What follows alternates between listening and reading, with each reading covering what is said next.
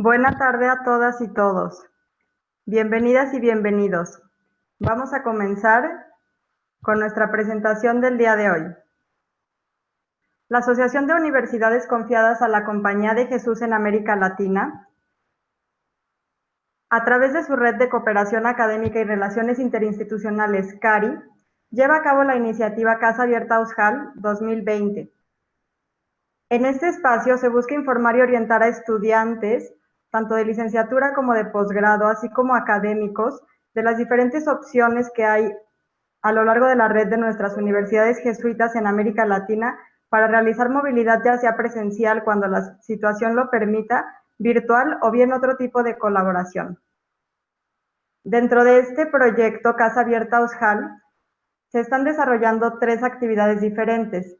El primero es un programa de orientación para la movilidad estudiantil internacional. El segundo es un ciclo de conferencias, una mirada multidisciplinaria e intercultural. Y el tercero es internacionalización en casa, desde la cultura. El evento del día de hoy se posiciona en el segundo componente, en el ciclo de conferencias, y está titulado como Lázaro, una aproximación a la realidad desde el cine documental.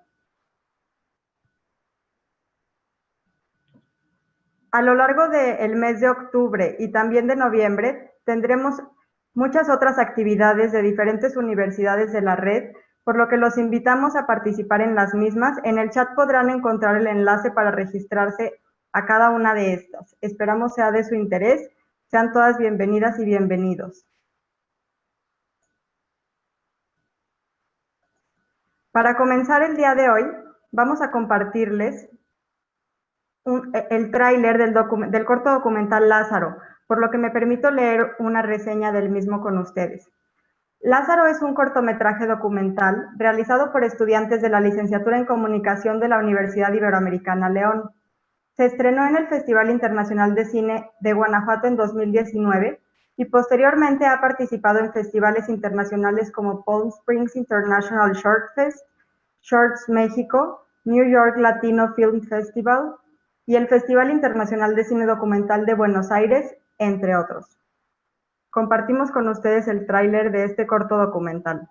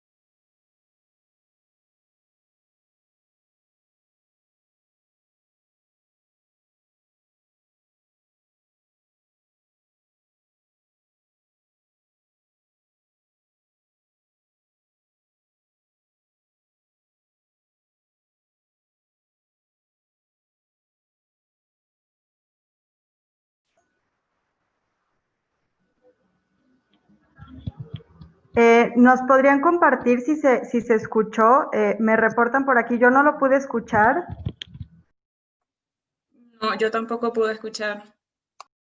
Gracias. ¿Lo podemos repetir para poder escucharlo?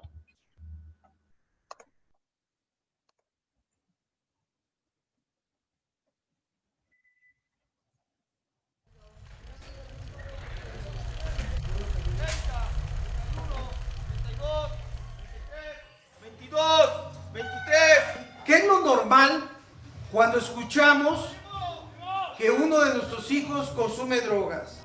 Angustia, tristeza, impotencia, enojo, desesperación, etc. Se desbordan una serie de emociones negativas. Yo simplemente les comparto lo que a mí me consta. Pues la mayoría de la gente que se droga ahorita ya es por el cristal. De hecho, en la clínica, todos los que han llegado han sido por el crico. Pues aún así yo me sentía a gusto, yo me sentía chido. En esos momentos cuando no estaba drogado y tenía hambre, sí me sentía de la verga. Pero ya me ponía acá loco y ya se me olvidaba que no había comido, ya se me olvidaba todo y me sentía bien chido. Gracias a Dios estoy vivo, güey, todo madreado, pero estoy vivo, güey.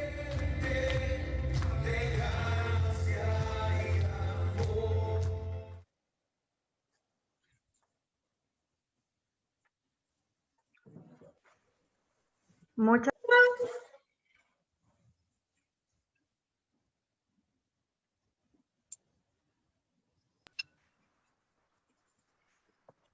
muchas gracias y una disculpa por los problemas técnicos. Al iniciar estuvimos teniendo fallas con la llamada, entonces si se llega a trabar una vez más, agradecemos mucho su paciencia, ya que sí se puede recuperar la misma.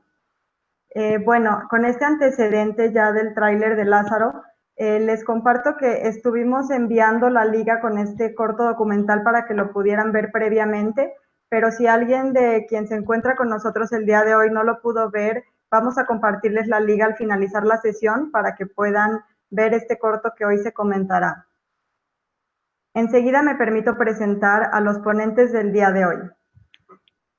Eduardo González Ibarra, documentalista y profesor, estudió Comunicación Social en la Universidad Autónoma Metropolitana, Unidad Xochimilco, en asociación con Carlos su hermano, en 1988, crea la productora Salamandra Producciones, desde donde ha realizado casi la totalidad de su trabajo. Así nacen algunos de sus documentales: Las aguas del mal, Tres cárceles, La vida no vale nada, Su nombre es Chabela, entre otros. Es profesor de asignatura en la Universidad Iberoamericana León desde hace más de 10 años, donde actualmente está a cargo de los laboratorios de audio y video. Ha publicado artículos para revistas como México Desconocido y Entre Textos de la Ibero León. En los últimos años se ha desarrollado como fotógrafo y documentalista, realizando para la Universidad de Guanajuato y Canal 22 El Gran Cocodrilo, un acercamiento a la obra de Efraín Huerta, y Cerrazón sobre Efrén Hernández, una producción para Canal 22 con la colaboración del Instituto Cultural de León y la Ibero León. En el último año ha desarrollado un proyecto de colaboración audiovisual con la Asociación Civil Auge y la Orquesta Comunitaria Sonar Las Joyas en la ciudad de León, Guanajuato. Bienvenido, Lalo. María Fernanda Acevedo Bravo, estudiante de último semestre de la licenciatura en Comunicación de la Universidad Iberoamericana León, donde realiza un intercambio virtual con la Ibero Ciudad de México, mientras colabora en la creación de contenido digital y manejo de redes de la cervecería La Independiente y empresas emergentes en Tijuana, México. Durante su trayectoria académica, participó en la producción del corto documental Lázaro, premiado internacionalmente, y realizó la carpeta de producción y material literario para el documental El placer que me negaron, acerca de los tabúes de la sexualidad femenina. Realizó sus prácticas profesionales como Community Manager en la Biblioteca Pedro José Márquez en el Instituto Lux, preparatoria jesuita en León. También participó en la organización de la selección Cuentos para la Paz. Por último, realizó su servicio social en la Casa de la Caridad Hogar del Migrante en San Luis Potosí. Bienvenida, Mafer. Mario González Jiménez. Creció en León, Guanajuato. Su primer cortometraje documental como director, Bastardos Desterrados, fue ganador del primer lugar en el concurso universitario Identidad y Pertenencia en Guanajuato International Film Fest 2018. Obtuvo una mención honorífica del jurado en la competencia universitaria en el Festival Documenta y participó en 19 festivales internacionales. Sus cortometrajes han sido seleccionados en 2 ocasiones en Palm Springs International Short Fest y el Festival Shorts México. Es egresado de la licenciatura en Comunicación de la Universidad Iberoamericana León y actualmente es docente de preparatoria y productor audiovisual. Bienvenido, Mario. A continuación doy la palabra a Eduardo González, quien comenzará con la presentación.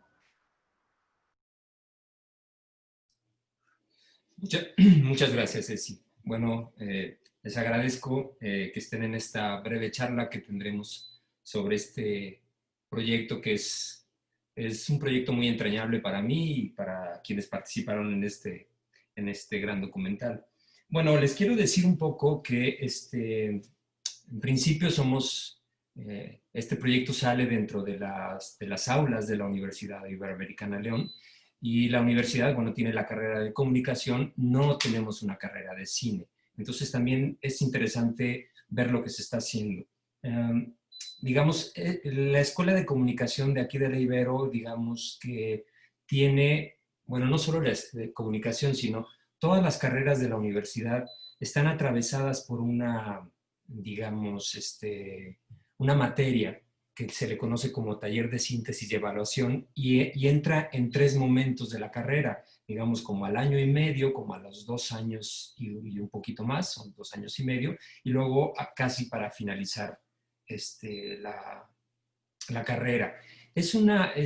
Como su nombre lo dice, es un taller. Entonces, un poco el propósito de esos talleres, en el caso de la carrera de comunicación, es que reúnan una serie de acciones y saberes para proceder hacia un producto determinado. En el caso del taller de síntesis y evaluación 2, el perfil de la carrera ha diseñado que se haga siempre, habitualmente, un documental. Entonces me parece que es muy interesante porque los estudiantes ya pasaron previamente por algunas materias en donde aprenden un poco fotografía, aprenden un poco de guión, aprenden un poco formatos de producción y tienen previamente al taller de síntesis y evaluación, tienen una materia de producción audiovisual que, digamos, les da los insumos necesarios para ir aprendiendo tanto en lo técnico como en la escritura de cine, aprender un poco las nociones elementales del lenguaje cinematográfico. Pero aclaro, no somos una universidad, o más bien no somos una carrera de cine, sino somos una carrera de comunicación que tiene entre sus insumos de manera importante el lenguaje audiovisual, ¿no? Entonces, digamos, dentro de esta materia hay una especie de vocación muy interesante de que los alumnos salgan a ver y encontrarse con una realidad a través, digamos, en este caso, del quehacer documental. Entonces, los alumnos tienen la disponibilidad, cuentan con un buen equipo, un equipo de producción, con el cual van armando una investigación, una carpeta de trabajo y salen, digamos, a la realidad, a la llamada realidad, a una determinada realidad, a encontrar un tema y a desarrollar un proyecto, una investigación, ¿no? Más o menos, a grosso modo, en ese sentido, así salió este proyecto. Inscritos como estamos en el tema de la contingencia y el COVID, que digamos, nos asaltó de manera inesperada prácticamente a todo el mundo, es una realidad que no esperábamos nadie.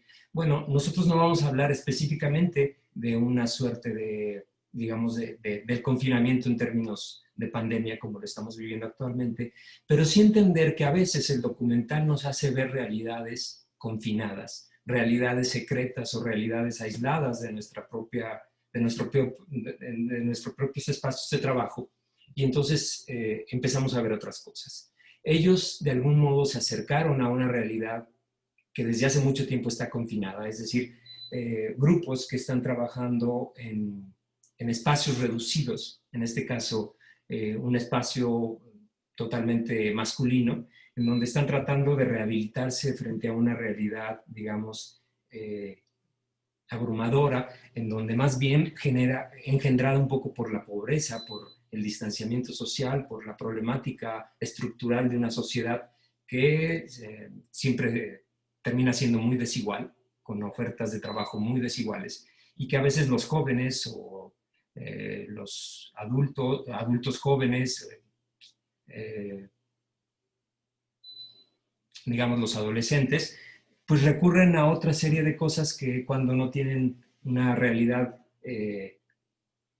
enfrentable claramente con sus propios recursos. Entonces, de algún modo, cuando nace este proyecto, yo me atrevo a decir que nos acercamos a una realidad que estaba viviendo un confinamiento antes del confinamiento y que realmente era desconocida para toda la gente que estábamos aquí dentro de la universidad. Entonces, me parece que en ese sentido, un poco como todos los escritores afiliados a la llamada literatura fantástica, que la literatura fantástica no es una fuga, sino un acercamiento muy profundo y con otros recursos a la realidad.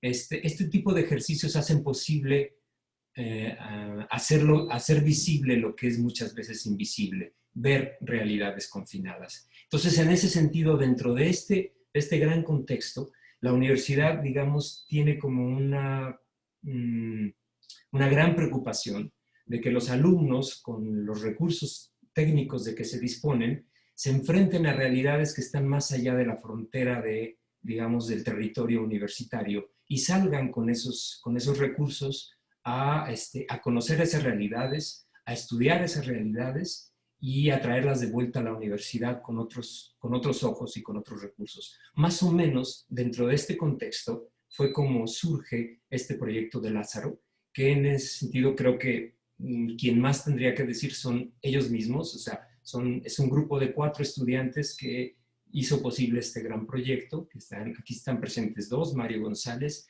y Mafer Acevedo, pero bueno, también están Areli Navarrete y Juan Pablo Farías, quienes hicieron posible este proyecto. Entonces, bueno, en ese sentido yo le cedo la palabra un poco a Mario, para que nos hable un poquito desde su perspectiva de cómo un proyecto académico también se convirtió en un proyecto de exploración personal. Hola. Bueno, gracias a todos por venir. Eso es lo primero que quisiera decir. Y hablando sobre cómo se junta como la iniciativa y la exploración personal con la vida académica, pues yo creo que si estudias lo que realmente te apasiona y lo que realmente buscas en la vida, esta exploración personal y el camino académico tienden a cruzarse. Y en este caso se cruzaron afortunadamente. El primer documental que dirigí, que se llama Bastardos Desterrados, habla sobre un grupo de raperos de aquí de León y pues las dificultades y las desigualdades a las que se enfrentan en la vida urbana, ¿no? Ya que pues, en el sistema social y político en el que vivimos, sabemos que la desigualdad es como el pan de todos los días. Y mientras filmamos ese documental, me hablaban mucho particularmente sobre cristal, que muchos de sus amigos y conocidos estaban hundidos en el consumo de cristal. Esto para mí, viniendo de un ambiente protegido y de una burbuja de privilegios, me sonaba como algo extraño, ¿no? O sea, lo había escuchado, había visto la serie de Breaking Bad y sabía lo que eran las metanfetaminas, pero no estaba cercano a mí, no lo sentía cerca. Entonces esto me sorprendió mucho y decidí que ese tema ya no se pudo tratar en el documental sobre los raperos, pero sentí que era muy importante y me quedé con muchas ganas de explorarlo y de hablar sobre eso, porque es algo que la gente, que estamos, como les digo, en una burbuja y en una esfera, muchas veces no nos damos cuenta, no nos interesa, no nos enteramos, o lo vemos como una estadística en el periódico o una cosa por el estilo, ¿no? Un video de BuzzFeed. Entonces tenía muchas ganas de hacer este documental y afortunadamente el siguiente semestre tocaba hacer síntesis 2, ¿no? Entonces era la excusa perfecta para hacerlo. A mí siempre que algunas me pidieron que les hablara a unos alumnos de Lux, de prepa, de la prepa jesuita de León, que también les asignaron a hacer un documental, ¿no? Como proyecto final en sexto semestre. Les dije, aprovechen que los van a obligar, porque hacer el cine documental es una gran experiencia, es una experiencia de mucho aprendizaje, es creación y aprendizaje al mismo tiempo y descubrimiento, y es una narrativa que, a diferencia de otras formas de narrativa como escribir ficción, es como un diálogo entre el autor y la realidad, que creo que realidad es como nuestra palabrita favorita cuando hablamos de cine documental. La realidad te está dando la historia y tú estás tratando de moldearla, de esculpirla. Y eso es un proceso muy padre. Entonces creo que tener la obligación de hacerlo es una gran oportunidad. Afortunadamente a nosotros nos obligaron a hacerlo y estas ganas o este gran como iniciativa de hacer el documental se pudo cumplir. Siendo sinceros, si no hubiera habido Síntesis 2, a lo mejor ahorita no existiría el documental. Se hubiera quedado como una idea que me imaginé todos los días en la mañana mientras desayunaba y que nunca convencía a los demás de que me ayudaran a hacerlo. Pero como teníamos esta pauta académica, pues se pudo dar. Y creo que, pero desde el principio, desde que empezamos a concebir el proyecto, pues teníamos ganas de que trascendiera precisamente la academia, que no solamente se quedara como el proyecto que nos quedó bonito y que lo presentamos un día en la escuela y que fue mi mamá a verlo y que dijo que qué bien te quedó, sino que pasara más allá y teníamos ya, como ya tenía la experiencia del documental anterior y que el Festival de Cine de Guanajuato nos ayudó a distribuirlo, pues yo ya estaba familiarizado con cómo se distribuye un proyecto cinematográfico, ¿no? No soy experto en distribución, pero ya me doy una idea. Entonces sabía que si lográbamos una calidad bastante respetable y que se viera como por encima del promedio de proyectos universitarios, por decirlo de alguna forma, o sea, que realmente se viera trascendente, podíamos lograr que se distribuyera pues fuera de la escuela, ¿no? Que tuviera entrada en festivales. Que nunca estuve seguro de que fuera a pasar. Siempre estuvo el temor de que qué tal que no queda tan bien, qué tal que yo pienso que está bueno, pero el resto del mundo no. Y pues el camino de los productos cinematográficos en los festivales pues es como lleno de incertidumbre, ¿no? Ahorita es muy fácil inscribirlo a festivales porque ya existen plataformas digitales y es tan sencillo como hacer un perfil de Facebook para tu cortometraje, pero siempre que te gastas el dinero para las inscripciones y estás ahí esperando, pues mandas tus solicitudes y solo queda esperar a ver si llega, ¿no? Entonces siempre hay como un temor así como de qué tal que no lo aceptan. Y la mayoría de los festivales no lo aceptan.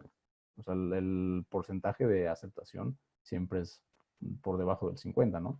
Pero afortunadamente muchos festivales como muy respetables y muy buenos lo han seleccionado, ya sea dentro o fuera de la selección o la competencia oficial, porque algunos están en competencia, otros nada más están en muestra. Algunos hemos estado compitiendo y otros nada más de muestra. Y curiosamente se cruzó pues la vida después del COVID, ¿no? Y justo este año, como en marzo, febrero, iba a comenzar su corrida en festivales, el documental, ¿no? En marzo, el primer festival en el que iba a participar, que fue el Festival Latino de San Diego, y lo tuvieron que cancelar, bueno, postergar. Ya fue en septiembre, pero lo hicieron todo digital. Esto, por un momento pensé que era como una desgracia, que no se había sucedido, que pues ya no le cortaron las alas a nuestro proyecto. Sin embargo, ha abierto una nueva oportunidad. Por un lado, la mayoría de los festivales están trabajando de forma digital y eso permite que más gente lo vea en realidad, porque si lo pones en una plataforma de streaming, como lo es Vimeo, como otras que han utilizado en los festivales, pues ya no te pasa que llegas por ejemplo, el año pasado, el primer corto que dirigí se presentó en Shorts México en la Cineteca Nacional, ¿no? Para mí era así como el sueño, así, wow, mi proyecto está en la Cineteca. Llegamos a la Cineteca y había como 15 personas en el público, ¿no? En el programa de cortos documentales. Y era la competencia, no la muestra. Esa pequeña desgracia ya no sucede. Ahora tienes el proyecto streameándose durante una semana completa y mucha más gente lo ve. Y además, los festivales internacionales en los que antes ni de broma podía ir, o sea, estar viajando a otros países, ahora puedo conectarme en una llamada de Zoom como esta y estamos en la famosa sesión de preguntas y respuestas y de esta forma he podido participar en los festivales que creo que es una modalidad nueva. Si lo piensan, las circunstancias actuales nos han obligado a separarnos y nos han obligado a buscar formas nuevas de conectarnos. Y creo que estas herramientas como esta las hemos tenido por años y parece como que no se nos ocurría utilizarlas, ¿no? Cuando es una solución muy buena. Porque estos eventos internacionales como este mismo, pues antes se nos cerraba el mundo, así como que pues no puede venir y se acaba ahí, ¿no? Ahora podemos conectarnos de esta forma y las cosas sean diferentes. Y ahora, hablando sobre el confinamiento, creo que corto de Lázaro y el tema que trata, pues empieza a cobrar un nuevo significado ahora que nosotros o todos hemos sido obligados a un confinamiento. Bueno, la mayoría de nosotros ya hemos retomado actividades, ¿no? Pero en marzo, abril, que estábamos mucho más, estamos en la jornada de sana distancia, como le llamamos en México, eh, esta experiencia de estar encerrados y de estar viendo hacia a la ventana que está cerrada todo el tiempo y el mundo que está afuera que no podemos visitar, creo que nos hace entrar en un nuevo estado mental. David Lynch, el cineasta súper famoso de Estados Unidos, decía desde el principio, dijo, yo creo que vamos a salir de esto un poco más espirituales. Al principio a mí me parecían como una cosa muy optimista. Yo no suelo ser tan optimista como hacia dónde va la humanidad, pero creo que todo lo que ha pasado este año nos va a obligar a revalorar las cosas, ya sea en general o en nuestras vidas personales, y sí podemos salir un poco más espirituales o más conscientes. Y justamente ese es como parte del propósito del confinamiento, de la rehabilitación de las adicciones. El separarte de la sociedad por meses, estar ahí encerrado y obligarte a la introspección profunda y al examen de conciencia y a todo lo que hacen dentro de las clínicas de rehabilitación y los anexos también, sean buenos o malos, el confinamiento algo te hace, ¿no? Creo que te obliga a revalorar las cosas y salir como una mejor persona. Y creo que esta podría ser como una pequeña oportunidad para que todos nosotros salgamos como mejores personas. Eso es así es como me gusta relacionarlo. No sé si Lalo quiere decir algo. Sí, gracias, Mario. Creo que podríamos explorar un poquito más antes de entrar con Mafer. Hay también en términos de la ejecución del documental, se cruzaron por ahí algunos temas, algunos documentales que se habían hecho acá en México que habían sido profundamente impactantes para algunos miembros del equipo. Personalmente fue muy fuerte cuando conocí el proyecto de Tempestad de Tatiana Hueso. Es un grandísimo proyecto hecho en los últimos años. Y tú también, Mario, te sentiste, yo creo que conmovido por un proyecto de esta naturaleza. Háblanos un poquito de cómo fuiste concibiendo el proyecto, porque hay una noción también, digamos que creo que la realidad académica de la que tú hablas permite, siendo una realidad académica, un grado de experimentación, y que eso me parece muy importante. Cuando tú invitas a los jóvenes de prepa, tú siendo un universitario, y invitas, aprovechen la ocasión. Creo que yo alguna vez comentaba con ustedes, y en el texto que alguna vez escribí a propósito de esto, citaba a Angelopoulos, y él decía que la escuela debía de ser eso, un espacio de experimentación. Y en este caso es un espacio de experimentación para entrar en un contacto profundo con una dinámica social relativa o totalmente desconocida. ¿Cómo fuiste concibiendo tú en tu papel, digamos, de director de este pequeño equipo de producción? ¿Cómo fuiste concibiendo la forma que es tan importante en un proyecto documental? Pues, como bien mencionas, Tempestad de Tatiana Hueso, pues yo creo que es de los mejores documentales que he visto y quizás yo me atrevo a decir que es de las mejores películas que se han producido en México en general. Bueno, este documental en el que escuchamos la historia de dos personas que han sido pues afectadas por la violencia y las desapariciones forzadas que se dan en el país, y en el que, o sea, si lo ponemos en términos de lenguaje cinematográfico, es una película en la que todo está fuera de campo. A todo lo que te están contando no lo ves, solamente escuchas a la persona platicándotelo, mientras ves otras cosas que de alguna forma lo evocan o se conectan simbólica o emocionalmente con lo que estás escuchando. Entonces esta dualidad en el discurso, que la imagen dice una cosa y el audio dice otra, y se van como entrelazando de formas como místicas y bonitas, me pareció fascinante y realmente cambió la forma, lo que yo pensaba de cómo podía ser el cine, ¿no? O sea, normalmente estamos pensados como en la receta estándar del que ha sido estándar por décadas, desde Hollywood y demás, de diálogos, personajes, planteamiento, clímax, desenlace, todas esas cosas. Podemos salirnos de ese molde, y más cuando se trata del documental y cuando se trata de un proyecto universitario, ¿no? Que no estamos como encadenados a los requerimientos de la industria. En otras palabras, menos bonitas, Si el documental fue un fracaso, pues no pasa nada, solamente fue un proyecto universitario que salió mal. Pero si hubiera ¿cómo se llama? Un financiamiento de gobierno y demás, y quieres hacer un experimento que no sabes si va a salir bien, pues quizás no te avientas el experimento, ¿no? En este caso sí lo hicimos, pero lo hicimos con cuidado, o sea, que estaba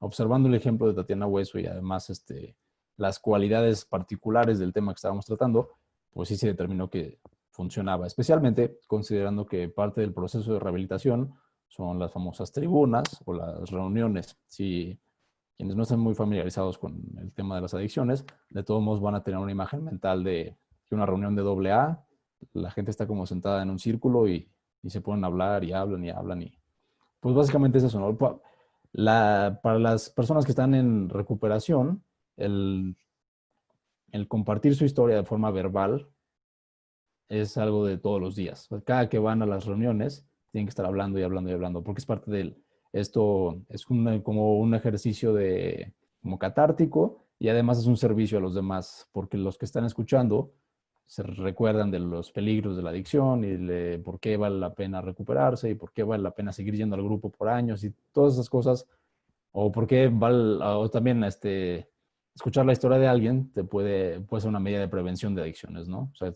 por ejemplo, este corto lo llevamos varias veces a una secundaria pública aquí en León, como parte de Servicio Social 2 que hicieron con la universidad. Y todos estos chavos de entre 12 y 15 años están muy expuestos al consumo de sustancias, ¿no? Y todos llegábamos y les hablábamos así, que conocen a alguien que consuma tal cosa, y todos levantaban la mano, todos tienen un familiar, un amigo, un vecino, o una vez entramos y nos dijeron que justo ese día cacharon a alguien con drogas en la escuela, en secundaria, segundo de secundaria. Entonces, el escuchar esta historia para esos chavos es muy importante. O sea, a lo mejor es demasiado optimista, pero puede significar el cambio en la decisión que vayan a tomar con su vida en el futuro próximo, ¿no? O sea, se pueden acordar, pero me acuerdo del video que me pasaron y cómo le fue a él y la plática que me dieron después. Eso puede influir en sus vidas de manera positiva y es importantísimo. Por eso era parte de por qué me gustaba tanto hacer este proyecto, porque siento que es un tema sumamente urgente y del que no toda la gente está hablando. O sea, por ejemplo, si te metes a las redes sociales, hay mucha gente hablando de muchos temas de relevancia política y social, que está perfecto, pero este tema particular de que miles de jóvenes están muriendo por el narcotráfico, el consumo de drogas y todo el ecosistema que genera el narcotráfico, pues como que se nos olvida. Y quizás es porque estamos escuchándonos entre nosotros en la cámara de eco de las universidades privadas y las escuelas privadas y los fraccionamientos privados y todo privado y todo perfecto, ¿no? Entonces creo que pues escuchar la voz de Jonathan, que habla en este documental, vale la pena. Y de la misma forma, en la película de Tatiana Hueso, en Tempestad, pues escuchamos voces que vale la pena escuchar. Y lo mismo que pasa con el tema de las adicciones, pasa con las desapariciones, que escuchamos pláticas de las estadísticas y las noticias y las investigaciones, pero rara vez sabemos qué tienen que decir los afectados. Creo que eso es muy valioso. Creo que tocas cosas muy, muy importantes. Siempre pienso un poco como un poema de José Emilio Pacheco que dice, no leemos a otros, nos leemos en ellos. Entonces, más bien lo que ocurre es que cuando un relato está relativamente o aspira a estar bien contado, va a encontrar interlocutores y se va a dar cuenta desde el relato que están en las tribunas estas personas que la realidad que parecería que es totalmente individual y personal, tiene muchísimos espejos y tiene muchísima carga de universalidad. Todos sabemos que en lo más local, en lo enteramente local es donde se encuentra lo universal. Entonces, de pronto cuando encuentran una especie de surtidor, que es un equipo que va a narrar una historia, esta historia pues va a aspirar a ser un poco más universal y eso creo que me parece muy importante. En ese sentido, bueno, ya hablaste un poquito del camino de Lázaro, entonces en este caso me gustaría preguntarte a ti, Mafer, que también nos hablaras un poquito de tu experiencia desde lo académico y desde lo personal. qué ocurrió, porque tú entraste a un espacio enteramente masculino, a un confinamiento masculino, y tú de pronto, bueno, quiero decirles a quienes nos escuchan que como parte de la evolución del trabajo mientras estábamos en el espacio universitario, yo les pido que, bueno, todo documental se va haciendo a partir también de una carpeta que es la que contiene la investigación, todas las cosas que va necesitando el equipo. Un poco cercanos al final y conforme yo veía el avance del proyecto, veía sus imágenes y sus primeros cortes, que me parecía muy fascinante lo que estaba ocurriendo, fascinante y al mismo tiempo muy delicado, les pedí que también dentro de la propia carpeta hicieran una especie de bitácora personal de lo que estaba ocurriendo digamos, en su propia persona y en la realidad de producción. Esto es un poco también esta iniciativa que yo les pedí, es un poco también producto de mi quehacer como documentalista, que sabemos que a veces las bitácoras personales, que son anotaciones al margen del proyecto, a lo largo del tiempo se van convirtiendo en algo muy importante, porque ahí empieza a haber como un sustrato muy importante de lo que después va a ocurrir.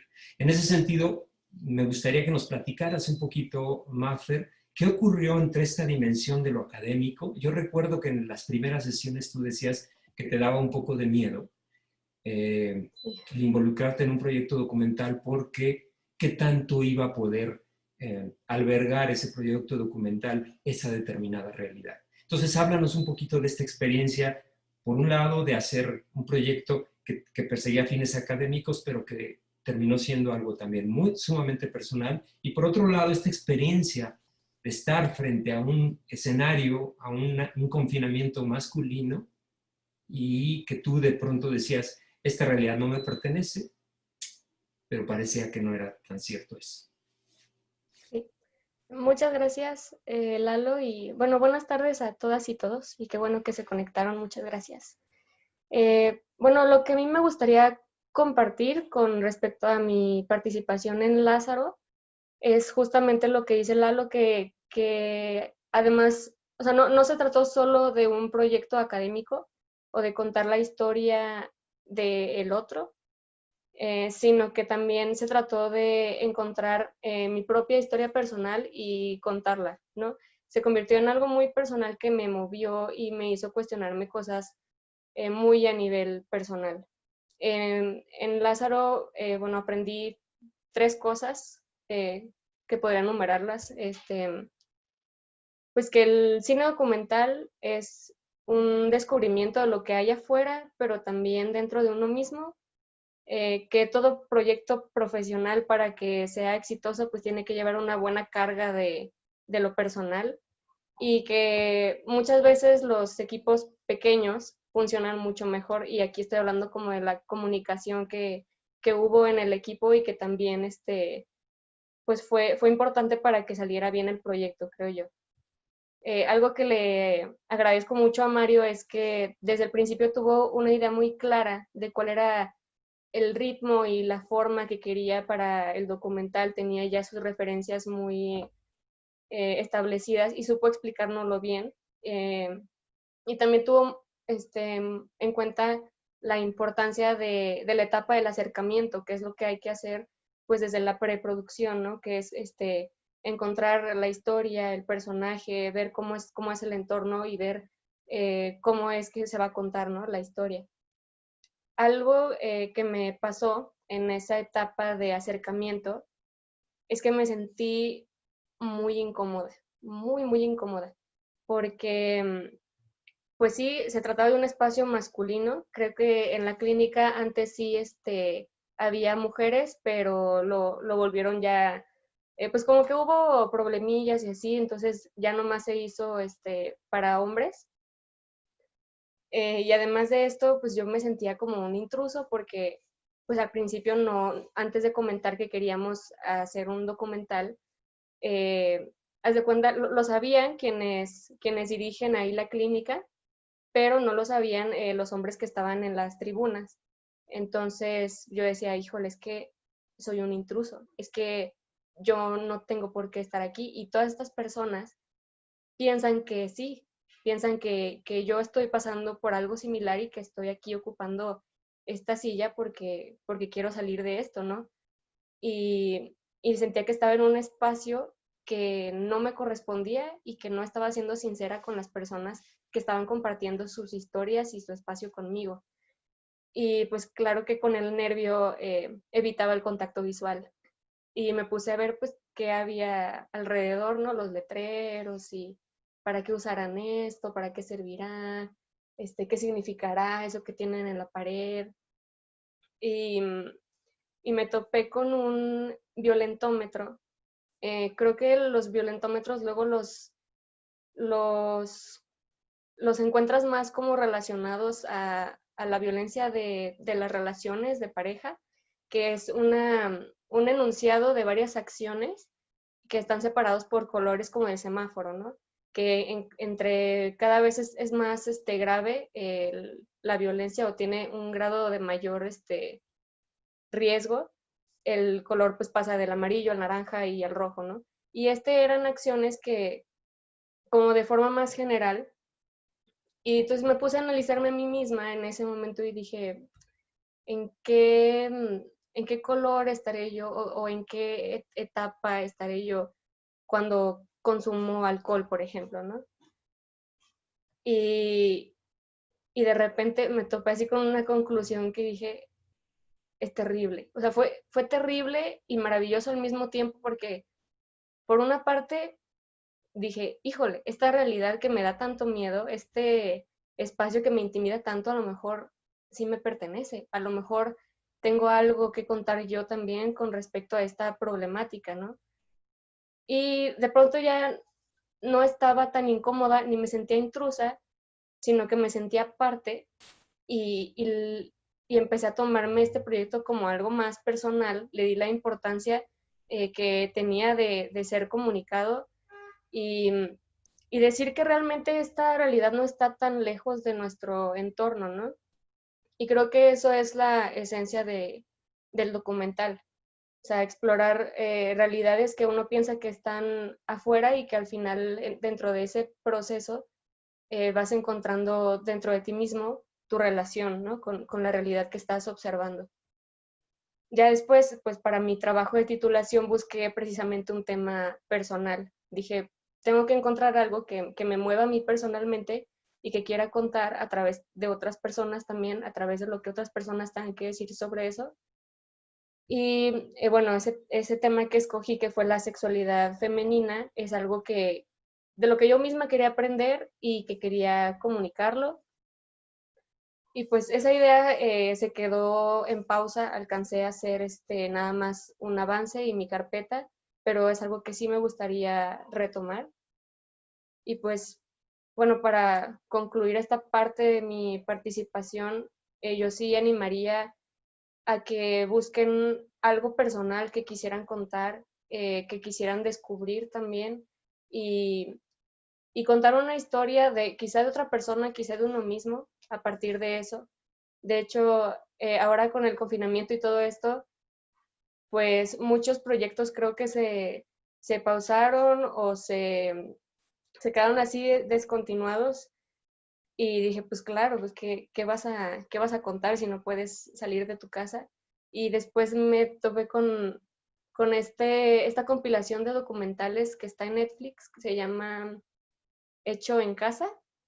Y son cortos documentales que la gente hizo desde su casa y dije, pues es que realmente la realidad no desaparece. A lo mejor cambia, pero está ahí y hay que encontrar algo que contar y hacerlo de la forma que pues tú piensas que le puede llegar a más personas y que le puede dar la importancia a un tema que a lo mejor podría parecer banal, pero en el momento que encuentras algo interesante que contar y te enfocas en eso, puede salir un proyecto muy, muy interesante y bien recibido por la gente. Muchas gracias y cedo la palabra a Lalo nuevamente. Gracias, Mafer. No sé si pudieras agregar algo. Mario lo planteaba de manera muy interesante, pero también esta fusión en donde de pronto en tus últimos dos proyectos, digamos, de síntesis 2 y síntesis 3, que son materias pues dentro de la universidad, fusionaste de algún modo lo académico con lo personal. ¿Qué representó para ti eso en términos de experiencia de conocimiento y de experiencia académica que estaban ligadas a universos personales? Pues realmente creo que encontrarle la parte personal a un proyecto que podrías ver como externo a ti porque es meramente académico, le da muchísimo plus y te da muchas ganas de, te da como esta sensación de apropiamiento, o sea, de apropiación, perdón. O sea, ya no piensas ni siquiera en la calificación, o es realmente lo de menos. Lo que decía Mario de llegar a la presentación final y mostrar el resultado de lo que estuviste trabajando, adquiere como un significado mucho más grande si lo consideras personal. Y, y creo que uno puede encontrarse en las historias de personas que ni siquiera se imaginaba, pues. Creo que muchas veces uno empieza como a meterse en esto del documental queriendo buscar una historia y se estresa porque dices que es que tengo que encontrar algo súper, súper interesante y realmente la historia a veces está hasta dentro de uno mismo. Es como enfocarse en los detalles y ver qué parte de esta problemática es la que me interesa a mí personalmente. Y pues creo que eso fue lo que me pasó con Lázaro, que yo creía que era un tema que, pues como para empezar, no fue algo que empecé a investigar yo, sino que llegó Mario ya con su carpeta y su investigación previa sobre el tema. Yo dije, está bien, qué bien, qué gusto me da que me invite a este proyecto, pero no lo sentía tanto como algo que yo haya querido, yo haya dado como el primer paso a acercarme a este tema. Y ya que estuve ahí y escuché las historias y me identifiqué con muchas personas que estaban pasando por este proceso de rehabilitación, eh, creo que para mí ya significó muchísimo más el proyecto y me dieron muchas ganas de buscar más dentro de mí misma para poder fusionarlo con lo académico. Es cuando dices, la universidad me da muchas oportunidades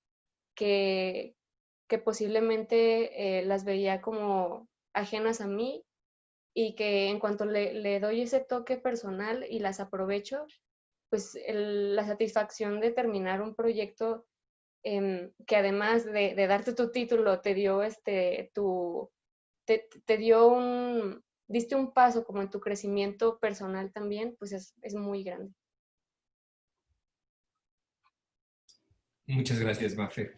Bueno, yo como maestro también estoy muy satisfecho de un proyecto así, porque un poco pienso que como cuando hay una obra relevante y una obra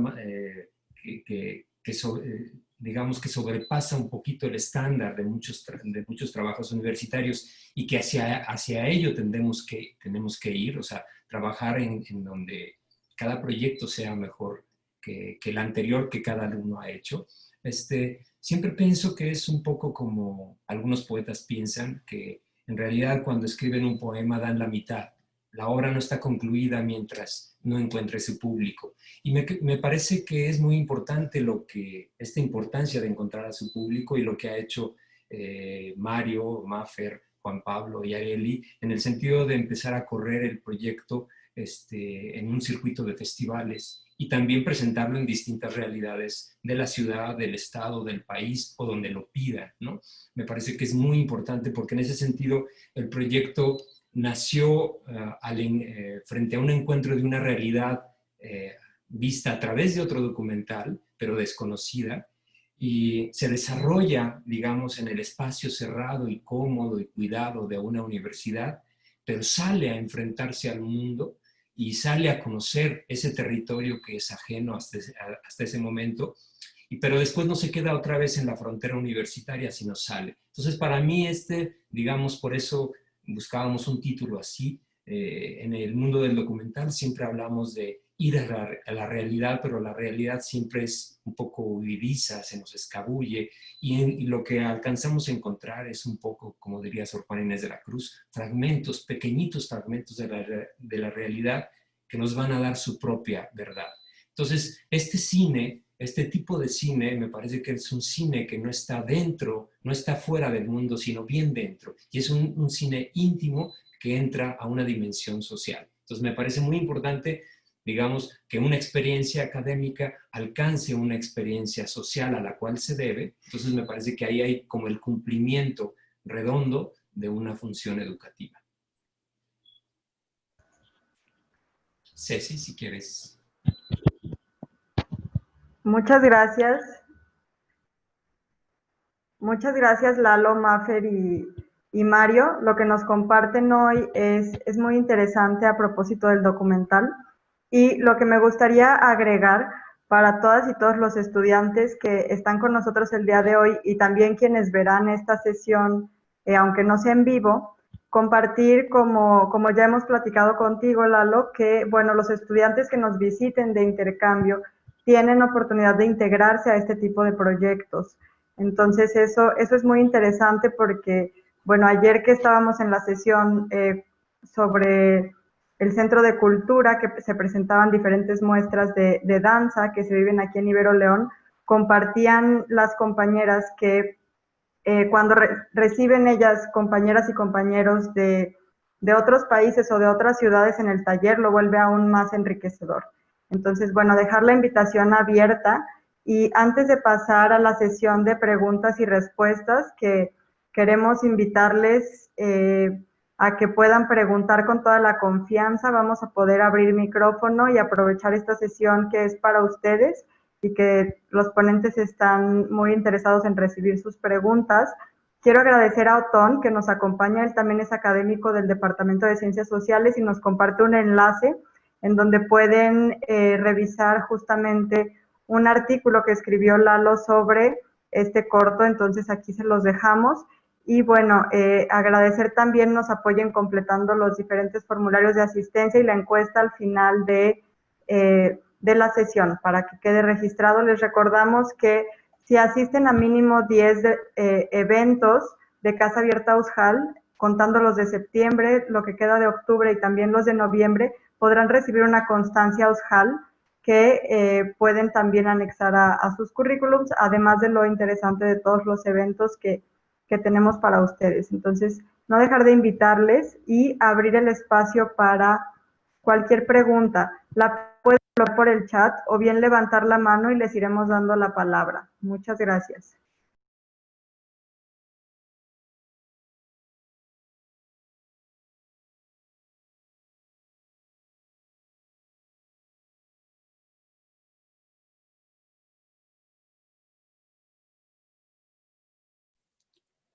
Para todos nuestros asistentes, como ya les comentaron, vamos a estar dándole lectura a las preguntas que puedan poner en el chat o si ingresan a la sección de participantes de Zoom, pueden usar la función de levantar mano y les iremos cediendo la palabra para que pregunten a cualquiera de nuestros ponentes.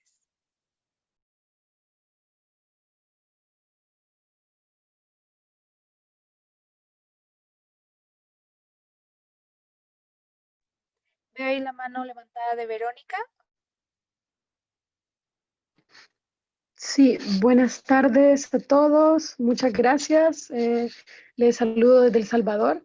Soy estudiante de la UCA, estudio filosofía y la verdad que es una alegría para mí, la verdad, el poderles escuchar y el ver este gran proyecto que han sacado, ¿no? Adelante. Creo algo muy importante que ustedes todos, el maestro, ustedes lo han comentado, es la importancia del contacto con la realidad y como decía Maffer, que te das cuenta que esa realidad la llevas dentro, que te transforma tu vida, pero es darte cuenta que está fuera porque a la vez está dentro, ¿no? Entonces creo más bien dicho que debo agradecerles su gran trabajo porque son estas cosas que nos motivan, personalmente a mí me motivan un montón a seguirme formando, a saber que la realidad está allá afuera, esperando que podamos nombrarla, citarla, que podamos redimir la historia y creo que es a través de estas cosas que podemos decir, bueno, es algo pequeño, pero estamos nombrando, ¿no? Estamos liberando algo que muchas personas van cargando, ¿no? Entonces creo, bueno, solo eso, quiero felicitarles, animarles a que sigan adelante. Yo he estado tramitando una movilidad para México, espero que se me dé la oportunidad, la verdad, para poder visitarles. Y solamente un abrazo para cada uno de ustedes y un orgullo, la verdad, un placer conocerles. Gracias. Muchas gracias. Muchísimas gracias. Gracias. Muchas gracias por tu comentario, Verónica. Estoy segura de que es invaluable para nuestros ponentes. A continuación tenemos una pregunta en el chat de Gabriela que dice, entiendo que este proyecto es para la titulación. Cada alumno tiene un mentor o un guía para la realización de proyectos así y todos los proyectos son documentales. No es precisamente un proyecto de titulación, es, digamos, hay 3 niveles de talleres de síntesis y evaluación, como se llama esta materia, que es el taller de síntesis y evaluación 1, 2 y 3. El 2, que es del que estamos hablando, corre más o menos, si mal no es en el 6º semestre. Todavía les faltan 2 semestres por desarrollar. Generalmente en el taller de síntesis 3, que se ubica en el 8º semestre, que es de la realidad que hablaba Maffer, es cuando desarrollan ya su trabajo de titulación. Por ejemplo, en la carrera de comunicación sí se establece un perfil en donde en esta materia específicamente desarrollan un proyecto documental. En ese sentido sí, pero no es un proyecto de titulación. No sé si Maffer o Mario quisieran agregar algo. Pues realmente el acompañamiento que tuvimos con Lalo fue súper valioso. Si no hubiéramos tenido a él como guía, porque es un guía que no interviene, no está como detrás de nosotros interviniendo en el proceso, sino que lo acompaña y que lo ha enriquecido las 2 veces que he tenido la oportunidad de que sea mi asesor de alguna forma, pues lo ha acompañado de una forma que ha enriquecido el proyecto y que pues no se hubiera dado de la misma manera si no fuera con su ayuda. Entonces, te lo agradezco. Y además, pues eso es parte de las oportunidades que ofrece como el modelo académico, digamos, que quizás no hubiera sucedido si lo hubiéramos hecho por fuera. No hubiéramos tenido un acompañamiento de este tipo.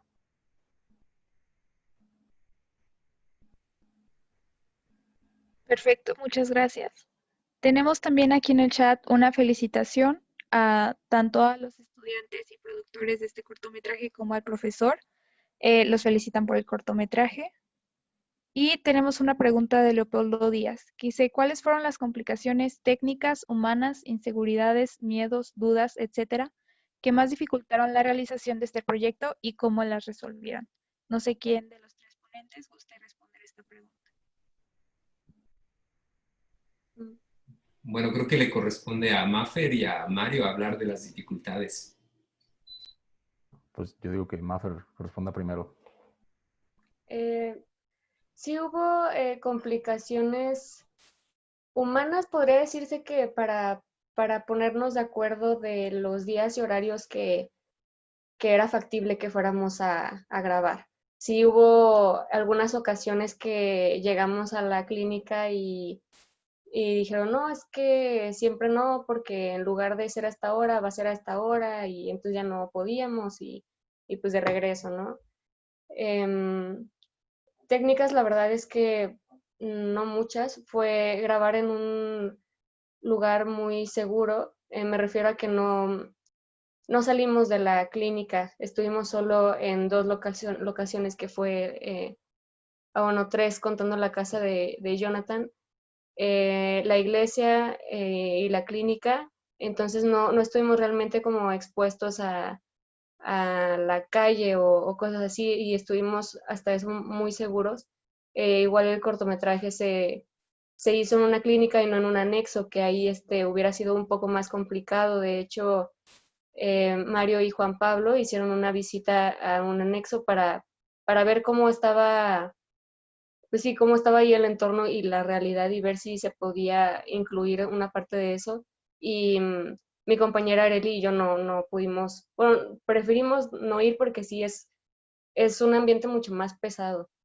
Y creo que al principio sí hubo muchas dudas, inseguridades y miedos, sobre todo de mi parte, porque el documental era algo nuevo para mí, nunca había intentado hacer un proyecto documental y pues que era un tema complicado. Pero pues conforme fuimos avanzando, esas inseguridades fueron desapareciendo, empezamos a tener más confianza con la gente con la que estábamos grabando ahí, entonces pues eso es lo que yo podría decir. Pues agregando, Perdón, Mario, quizá también, aparte de lo que vayas a agregar, sería bueno que para quienes posiblemente no entiendan qué es un anexo, que digamos de qué se trata un anexo. claro, bueno, pues como dice Mafer, el documental está filmado en una clínica de rehabilitación y tiene ese nombre formal porque tiene un tratamiento adecuado, ¿no? El director de la clínica es un psiquiatra, hay una psicóloga, hay médicos, y todo está planeado de una forma muy adecuada y pues, tiene un tratamiento bueno, se podría decir. Y algo que no debería de, ni siquiera tendríamos por qué señalar esto, pero tiene un trato digno. Y lo que pasa es que en los anexos, además de que no hay un tratamiento bien planteado, no hay un trato digno. Es decir, seguramente alguien ha escuchado historias de que en estos lugares pues son como lugares de sufrimiento y de donde reciben castigos, donde hay violencia, muchas veces hay consumo adentro. Ya todos supimos la noticia de la matanza que hubo en un anexo en Irapuato hace un par de meses. Entonces, es un lugar muy inseguro y muy problemático y nace pues pues de que no hay hay tantos adictos que no hay clínicas para atenderlos. Entonces tienen que haber como clínicas clandestinas o clínicas improvisadas en casas, que son los anexos, y muchas veces pues terminan siendo pues peor, o sea, porque no es un tratamiento lo que están recibiendo, es un castigo, y del castigo pues pueden hacer el resentimiento, y el resentimiento nace más violencia, y se vuelve un círculo vicioso muy complicado, ¿no? Nosotros, Juan Pablo y yo, fuimos a un anexo para ver si podíamos grabar algo ahí, o si era adecuado, y fue una experiencia pues difícil, nada más estuve ahí como hora y media. Al final decidimos no grabar ahí. Y se supone que ese era uno de los anexos. A nosotros nos lo presentaron como uno de los buenos, uno de los decentes. Y realmente no es un ambiente muy difícil, o sea, porque ahí puedes ver que la gran mayoría de los que están ahí en contra de su voluntad. Y están, yo creo que pensando todo el tiempo en cómo salirse. Y justo en el documental, pues Jonathan cuenta que él estuvo en un anexo y le tocó una fuga, que se escaparon y lograron conseguir las llaves a través de la violencia y se salieron de la casa, ¿no? Entonces es una situación terrible que es otra de las que pues, somos ciegos ante ellas, ¿no? Si no nos toca que suceda cerca de nosotros. Y creo que, pues uno de los, regresando a la pregunta de cuáles fueron los retos y las dificultades, pues creo que precisamente un reto es entrometerte en un espacio al que no te pertenece. Porque siendo sinceros, pues nosotros no, si lo ves de alguna forma, no tenemos nada que hacer ahí, ¿no? También, cuando antes de que empezamos a filmar, una de las personas que nos estuvo asesorando en el tema, que es director de un grupo de Alcohólicos Anónimos, me dijo, pues tú deberías de empezar a venir a las juntas para que vayas viendo cómo es esto. Esto para mí era así como que, ¿cómo crees que me voy a atrever a ir ahí si soy un intruso, si es como una falta de respeto para ellos? Me dijo que pues no pasa nada, no se van a dar cuenta y si dejas de ir, pues se les hace normal que alguien falte, ¿no? Pero justo romper esta barrera de estoy aprovechándome de los demás o estoy haciendo algo que vale la pena, eso es una pregunta que creo que vale la pena hacerse cada que estás haciendo un documental, especialmente cuando trata un tema que es delicado o que es complicado para las personas. Y ya estando dentro de la clínica, pues nosotros, por ejemplo, cuando participábamos en las reuniones que hacen, porque hacen como reuniones de AA, pero dentro de la clínica, hubo una en la que todos participamos y cada quien compartió algo, los miembros del equipo del documental. Entonces creo que eso es importante porque de esa forma no solamente nos estamos llevando algo de ellos, sino que también estamos aportando. Y es parte de ser abiertos y de manejar todo con la mayor honestidad posible. Porque siento que hacer documentales es delicado, ¿no? Entrar con una cámara a un espacio privado, pues siempre va a generar incomodidad o va a generar problemas y es muy difícil como entrar. Tuve que hacer como entrar poco a poco Y también salir fue complicado, ¿no? Cuando terminé, recuerdo perfecto el día que ya estaba listo el proyecto, ya queríamos empezar a distribuirlo, pero necesitábamos como conseguir la aprobación de la familia de Jonathan, del personaje principal, ¿no? Es el día que se lo enseñé a la mamá de Jonathan. Yo ese día estaba pálido de los nervios, la verdad. Y porque tenía miedo de que, ¿qué tal que nosotros pensamos que es un buen producto, pero ella puede no tener la misma opinión? Ella puede pensar que nos aprovechamos de su hijo menor de edad, o que estamos siendo morbosos, o estamos siendo amarillistas, o estamos pues abusando de la confianza que se nos dio, ¿no? Afortunadamente no fue así, sí le agradó. Sí fue duro para ella verlo, pero pues su reacción fue buena y afortunadamente no hubo problemas. Pero sí, creo que el tratar el tema con la delicadeza que se requiere es como, yo diría que el mayor reto de esto.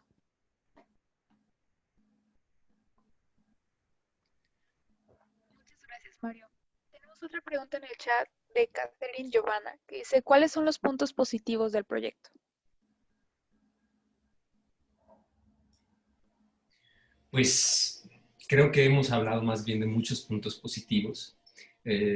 Yo creo que, digamos, yo desde mi dimensión como maestro y también encargado del laboratorio, me parece que cuando los equipos y los proyectos funcionan para descubrir nuevas realidades sociales, para entrar en esto que por ahí dijo de pasadita Maffer, conocer la otredad de la que estamos hechos, todos somos otros frente a los demás. Me parece que entonces es fundamental y se cumple como de una manera, por así decirlo, muy integral la dimensión educativa. Entonces me parece que ya no estamos solo utilizando herramientas, instrumentos, que además sabemos que son instrumentos que no tiene toda la gente, que aunque hoy es mucho más democrático, por así decirlo, la posibilidad de usar cámaras y micrófonos y toda la parafernalia que se necesita para hacer un documental. Es cierto que también con el tipo de equipos con que se cuenta, pues son equipos más o menos profesionales que no son accesibles a todas las realidades de nuestra nación y, bueno, por supuesto, de toda la dimensión latinoamericana, ¿no?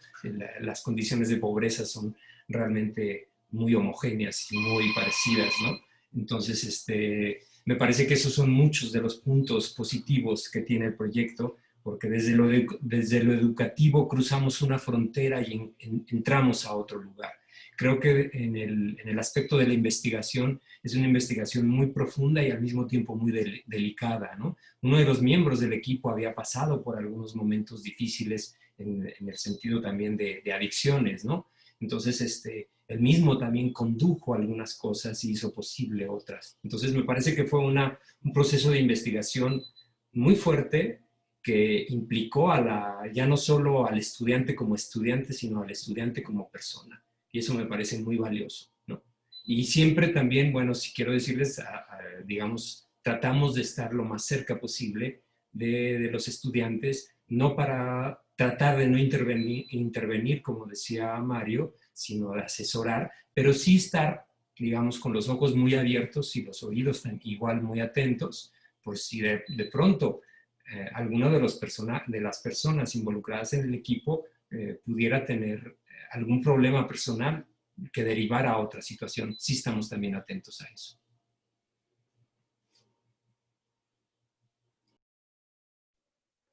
Muchas gracias por su respuesta. Y tenemos, al parecer, una última pregunta de Gabriela, que dice, ¿cómo se prepararon física y mentalmente para la realización del documental?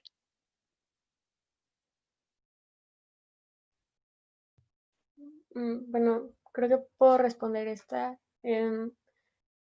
Bueno, fue muy importante el acercamiento previo a avisar que ya íbamos a empezar a grabar. Mario empezó a ir a estas tribunas antes que las demás, creo que también con Juan Pablo, y más o menos nos dijeron cómo iba a estar, ¿no? Cómo era el orden y más o menos con qué nos íbamos a encontrar cuando empezáramos a ir también Areli y yo. Y creo que sí, hicimos como unas 2, 3 semanas que fueron solamente de acercamiento y eso ayudó muchísimo a que pues ya al momento de empezar a sacar la cámara y el micrófono y estar ahí, ya hubiera menos tensión entre tanto nosotros como equipo, como entre nosotros y pues quienes estaban yendo a la clínica. Algo importante es que pues desde la ropa que usábamos pues tratábamos que fueran colores muy, no sé, negro, blanco, que no llamaran tanto la atención porque nosotros realmente teníamos que ser como invisibles o no llamar tanto la atención, no ser protagonistas pues del espacio y eso se me hizo también que fue algo que funcionó. Em, y pues ya es lo que podría decir sobre esta parte de la preparación, antes del documental. No sé si Mario quiera comentar algo. Pues en cuanto a la preparación mental, totalmente fue lo de empezar a acercarnos a la clínica y ir a reuniones desde antes de empezar a grabar. Y eso nos ayudó, como decía Maffer, a encontrar la historia dentro de nosotros mismos, ¿no? Cómo podemos conectarnos con el tema de forma personal, a pesar de que pues, no tenemos la misma experiencia, ¿no? O sea, no todos ahí estábamos directamente conectados con el tema. De hecho, en las juntas, en las reuniones de AA y NA, tienen una palabrita que usan mucho, que cuando está alguien hablando, de repente escuchas que los demás dicen puente. Sí, la palabra puente. Al principio yo no entendía por qué dicen eso, ¿no? Hasta que un día me explicaron que cada que escuchas algo con lo que te identificas, tienes que decir puente, como si hubieras construido un puente entre una persona y la otra, ¿no? Entonces, se podría decir que nosotros estábamos tratando de construir ese puente antes de empezar a grabar. Eso era como fundamental y espero que ese haya surtido el efecto que queríamos. Yo quisiera aprovechar y destacar algo, digo, incluso a partir de esta palabra puente, que es lo que nos hace mucha falta bueno, quizá ahorita la realidad del confinamiento nos la deja ver, pero es un asunto que es lejano y antiguo, que muchas veces no logramos establecer realmente puentes eficaces y eficientes de comunicación. Entonces me parece que también por un lado esto es muy importante, pero por otro lado algo que ya los compañeros han señalado, por un lado la manera de acercarte al proyecto, la honestidad con la que uno se quiere acercar, yo diría incluso la humildad con la que debemos acercarnos a un territorio que es desconocido y que saber que nos acercamos a algo que no conocemos y declarar nuestro desconocimiento. Junto con esa honestidad y con ese trabajo de relativa humildad, también plantear un territorio en donde poco a poco vayamos ganando la confianza. Creo que si no hay esta honestidad y confianza, para mí serían dos palabras clave en este proyecto, pero en cualquier proyecto documental, es muy poco posible, muy poco probable que se logren buenos trabajos, porque si no va a haber una frontera, una distancia de por medio. Y cuando se logra romper esa frontera es porque entramos en confianza, porque nos declaramos también como personas. Son de las cosas que yo podría destacar.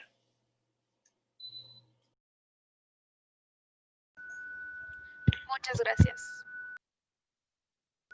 Damos por concluida la sesión de preguntas y respuestas. Cualquier otra pregunta, vamos a dejar los contactos de nuestros ponentes en el chat y ahí mismo pueden encontrar ya también el link para el cortometraje, el documental, perdón. Muchas gracias, Monse.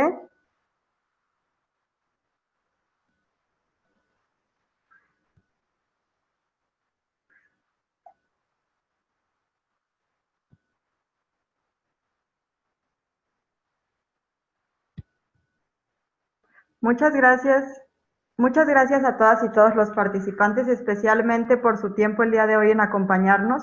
Esperamos haya sido de su agrado esta charla y también para nuestros, tanto exalumno Mario como Maffer, que todavía es nuestra estudiante, muchísimas gracias, Lalo, por su tiempo y todo este apoyo para compartir con nuestras universidades Hermanas de la Red Jesuita y otras universidades con las que también tenemos convenios en otros países.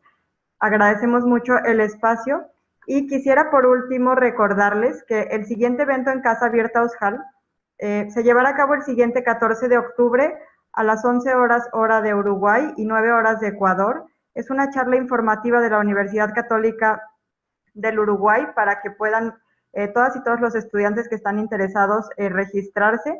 La liga se compartirá una vez más con ustedes por el chat para que también nos apoyen, por favor, con la evaluación de este evento para mejorar y con su registro para poder ser acreedores de su constancia Ujal. Muchísimas gracias a todas y todos y que tengan muy buena tarde. Verónica, especialmente gracias también por tu intervención y con mucho gusto, cuando las condiciones lo permitan, te recibimos en la Ibero León. Muchas gracias. Buena tarde.